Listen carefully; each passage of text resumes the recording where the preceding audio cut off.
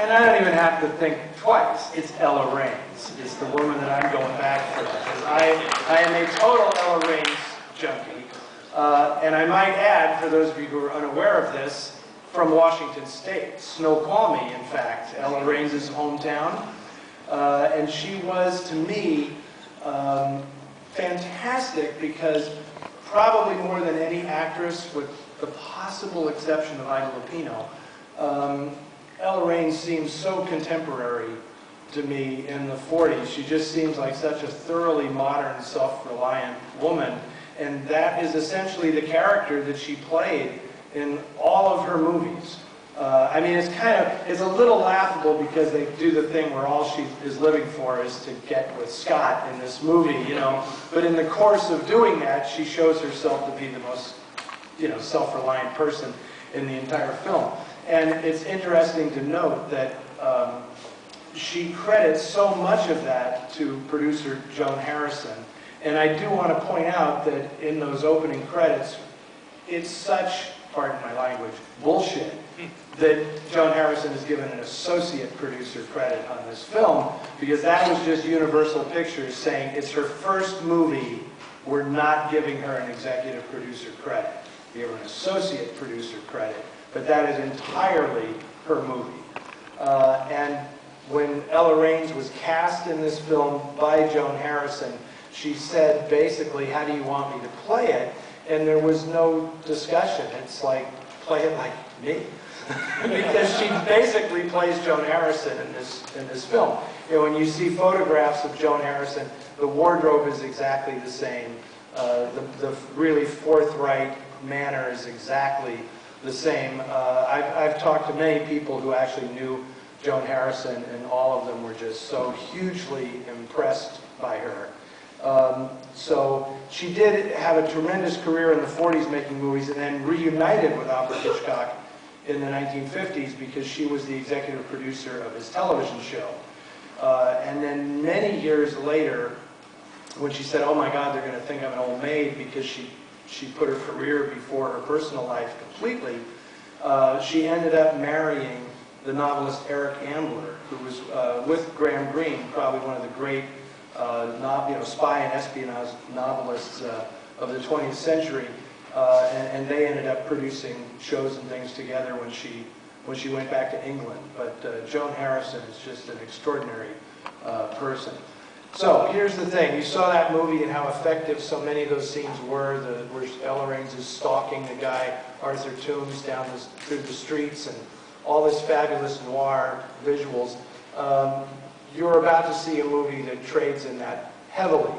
If you are unfamiliar with the work of Val Lewton, he is an exceptional talent and one of the rare cases of the artist being the producer of the film. And I just have to say this, when you look at the history of Hollywood, and so many people are talking now about, the way America was, and movies were better back then, and everything was better back then. When you watch these films, I have to say, if you built a wall around America back then, you would have no Hollywood, okay? It just would not have existed. Because Val Lewton is from the Ukraine, okay?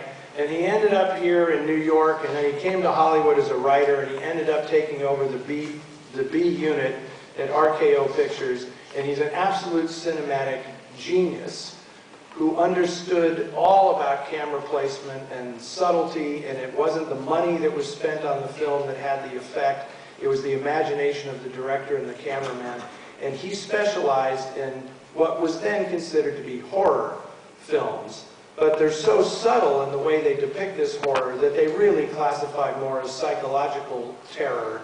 And when you get into that, you're starting to get into noir territory as well.